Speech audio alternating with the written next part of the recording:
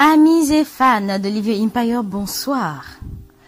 Alors hier, nous avions vu dans notre rubrique feuilleton, le chapitre 25, que Maounion et sa belle Biova sont en train de traverser une période compliquée. Parce que le père de Biova n'accepte pas la relation et cela serait dû à une histoire dans le passé, probablement avec le père de Maounion. Eh bien, découvrons dans quelques instants la rubrique feuilleton. Moi, c'est Sachaka, pour ceux qui ne le savent pas encore. Allez, on se retrouve dans quelques instants. Piège du destin de Mr. Yao Kumonji Midorun, chapitre 26, Toi seul compte. Biova est assise sur les cuisses de Maounion dans le salon, ses bras à son cou. Les deux se regardent dans les yeux et causent agréablement. Maounion lui dit « Je t'aime, Biova, et je préfère tout perdre dans la vie que de me voir séparée de toi parce que tu es ma plus noble réalisation. Je t'aime aussi, mon amour. C'est à tes côtés, je vais passer le restant de mes jours. Et moi, je veux te chanter chaque instant ma douce mélodie d'amour. Contempler tout mon univers à travers les scintillements de tes yeux en or. Aller à ce voyage avec toi, faire chaque palier jusqu'au fait de nos tours. Dans un monde de couleurs, je veux t'aimer sans réserve, mon trésor. À toi et toi seul, je veux me sacrifier sur l'autel de mes sentiments. Ni les dieux ni les hommes ne sauront arrêter nos enchantements. Je veux te servir tout le temps qui me reste ici-bas, mon empereur. C'est dans tes bras que je me sens femme et trouve mon bonheur. Tu donnes un sens à ma vie. Avec toi, je traverse de beaux paysages. Et mes instants sont décorés de rêves. Et je navigue sur les nuages. Je ne comprends pas pourquoi ton papa s'acharne sur nous. Est-ce parce que je ne suis pas de votre rang social et que je ne sois pas riche comme vous? Ignore mon père. Si j'ai quitté la maison pour être ici chez toi, c'est les oublier. Tout ce qui l'anime est lui-même. Je t'aime. C'est ce qui compte et je ne permettrai pas que quelqu'un nous fasse du mal, qu'il s'appelle ou pas mon père.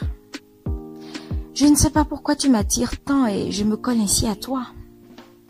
Je ne sais pas pourquoi, je sens en moi que je devrais te protéger et que je te suis redevable. Je n'arrive pas à saisir ce magnétisme ou charme que tu exerces sur moi. Je sais juste que je t'aime et c'est comme ça mon amour. Je ne t'abandonnerai jamais, crois-moi. Ce serait me priver moi-même de connaître le bonheur qu'il me faut vraiment. Toi seul compte.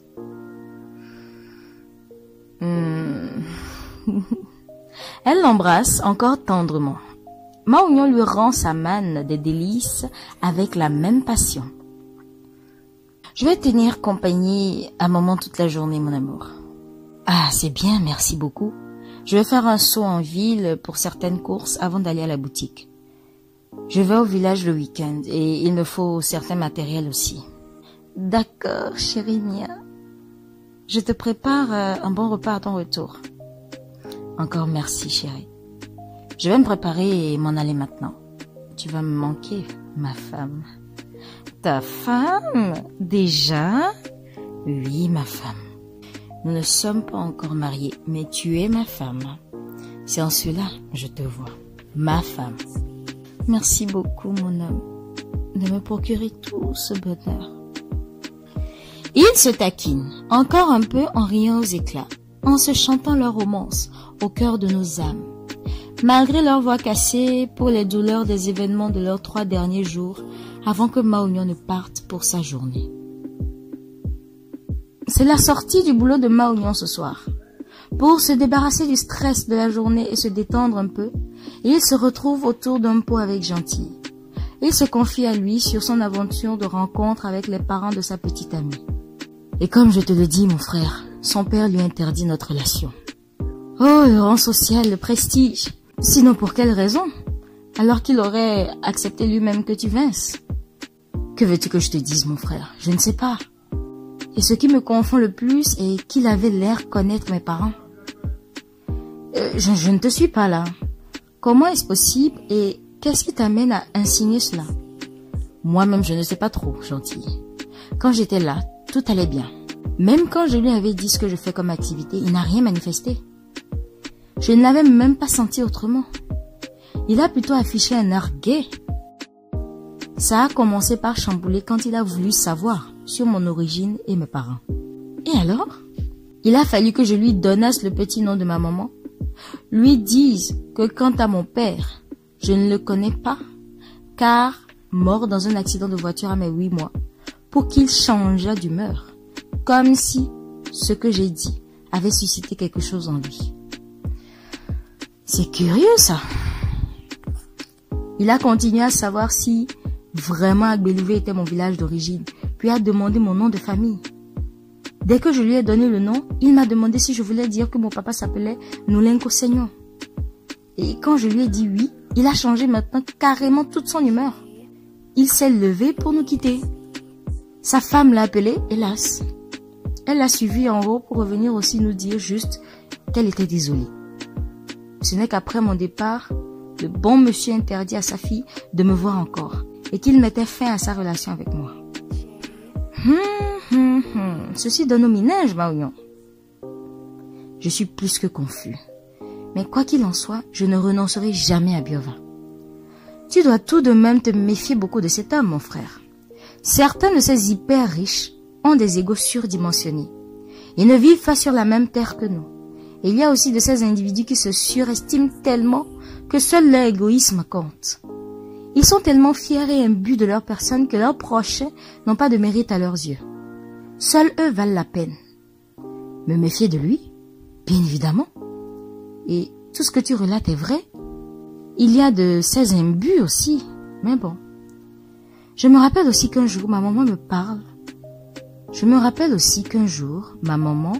Me parlant de mon papa, m'avait raconté que 2 mois après la mort de mon père, 2 huissiers se disant être de la banque de mon père étaient venus à la maison.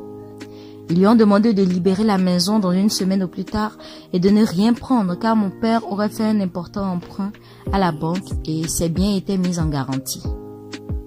Une histoire dont ma maman disait qu'elle n'a jamais été convaincue parce que mon papa n'aurait jamais posé un tel acte sans le lui avoir dit. Il n'avait jamais de secret pour elle, quoi. Il demandait toujours son avis avant de faire quoi que ce soit, même pour des décisions sur son entreprise. Aussi, contrairement à ce qu'on pourrait penser, les affaires de mon papa fleurissaient, plutôt toujours comme par enchantement. Elle a continué en me disant aussi que mon papa avait un ami qu'il prenait pour son frère et à qui il avait confié des responsabilités dans son entreprise. Il l'avait même domicilié, lui avait payé une voiture comme moyen de déplacement ainsi que d'autres privilèges. Et juste après la visite des huissiers, elle avait appelé cet ami pour lui raconter les faits. Ce dernier lui demanda juste que voulait-elle qu'il lui fît, puis il lui coupa l'appel au nez. Depuis ce jour, elle n'a plus de ses nouvelles. Ta maman, elle ne t'a pas donné le nom de cet ami à ton père? Non. Elle ne me l'a jamais donné. En réalité, maman n'aime pas parler de ce passé, lui rappelant trop de choses douloureuses. J'étais en 3e, j'avais 15 ans quand je lui avais demandé une énième fois de plus de me parler de mon papa. Ce qu'elle fit le soir-là, et c'est fini. Elle ne m'a plus jamais parlé de ces choses. Même pas sur mon village d'origine, tu t'imagines? À mon âge, je ne sais même pas d'où je viens. Et voilà qu'elle est dans un état où je ne peux rien lui demander aujourd'hui. Triste comme réalité, oui, triste. Mais oublie sur ton origine.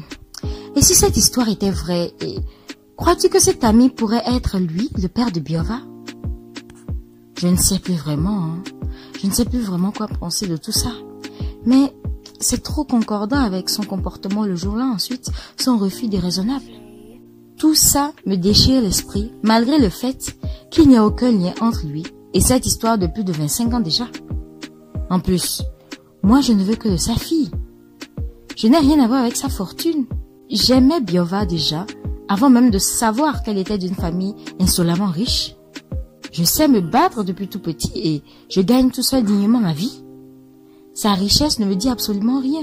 Je suis moi-même un homme et fier. D'accord. Tu dois te calmer et nous verrons. Tu as traversé des situations plus douloureuses que tout ceci et tu as tenu le coup. Tu vas pouvoir surmonter celle-ci aussi. Là, il s'agit de la femme que j'aime et que la fortune veut me la refuser, gentil. Donc, ce n'est pas n'importe quelle situation. Biovatem, c'est plus important, mon cher frère. Elle non plus n'acceptera pour rien de te perdre. Cette situation n'est rien du tout, d'autant que ta petite amie, même, t'aime déjà et te le prouve de diverses manières pour te rassurer. De plus, le sort ne saura te refuser ce que lui-même t'a prédestiné. Sois serein et continue de croire en ta baraka. Tu verras. Maounion fixe son frère et ami des yeux comme privé de tout mot. C'est le crépuscule tombant, Maounion rentre de sa journée sur sa moto. Il descend de la monture et ouvre le portail. Il la fait entrer puis revient pour fermer. À sa grande surprise, deux hommes d'âge approximatif que lui foncent sur lui, le poussant à l'intérieur et tenant chacun un pistolet. Ils étaient, ces abjects, dans la ruelle non loin de sa maison et étaient aux aguets sur son retour. L'un des deux ferme rapidement le portail. Les mains sur la tête, lui ordonne l'autre en pointant sur lui son arme avec précipitation. Maounion s'exécute sans réticence, dans un geste instinctif. Maintenant tourne et avance. Déjà, l'autre vilain canard aussi ferme le portail et tient son arme braquée sur lui en position de forfaiture. Ils sont tous les deux cagoulés. Maounion impuissant ne peut que se soumettre à leurs ordres. Il avance aussi timidement, très apeuré. Un des brigands lui assène un coup de pied au cul et lui crie dessus. « Plus vite que ça, imbécile !»« Que me voulez-vous ? Je vous ai fait quoi, s'il vous plaît ?» leur demande-t-il tout confus. « Tu le sauras d'un instant à l'autre », lui répond l'un d'entre eux. Il marche ainsi jusqu'à pénétrer son room. « Où est ta maman ?» lui demande-t-on. « Vous avez quoi à voir avec ma maman ?» Le brigand plus opiniâtré. « Tu nous vois en train de plaisanter, n'est-ce pas? Quand ceci va t'exploser la cervelle, tu iras recevoir la réponse chez tes misérables ancêtres. » Vous nous voulez quoi? Vous envoyez toi et ta maman dans l'autre monde d'un instant à l'autre même. Lui répond le premier brigand. L'autre dans l'air opiniâtrement. Tu dois arrêter maintenant de poser des questions et nous répondre parce que les questions, c'est nous qui les posons. Dis-nous vite où est ta putain de maman, enfoiré de bâtard. Et s'éname de sortir de sa chambre avec une tige de brosse à sol en main. Sortez d'ici et laissez mon fils tranquille maintenant avant que je ne vous frappe. Non, Nda, ne viens pas. Retourne s'il te plaît, crie Maounion à sa maman vers laquelle il se tourne. L'un des brigands s'en va violenter Senam pour la projeter par terre à côté de son fils. Maounion se jette sur sa maman avec toute la peine de l'avoir traité de la sorte. Les deux brigands leur donnent chacun un coup de pied avant que l'un d'eux ne les détache l'un de l'autre et ne fasse la tête à son prochain de tirer. L'autre charge alors le pistolet sur l'ordre. Il tire sur Maounion après leur avoir vociféré ironiquement.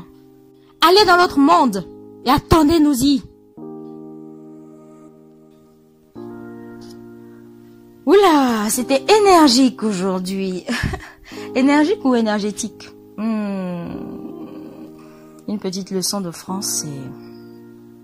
Bon, j'aurai vos réponses d'ici peu, je crois. Alors, aujourd'hui, c'était houleux. Je me demande qui a pu envoyer ces deux brigands à Maounion. Je suis sûre que c'est Monsieur Amoussou. Qu'en dites-vous, les amis?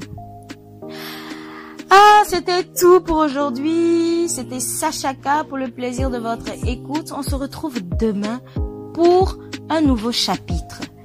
Ne ratez pas le rendez-vous demain à 20h30. Allez, ciao, ciao.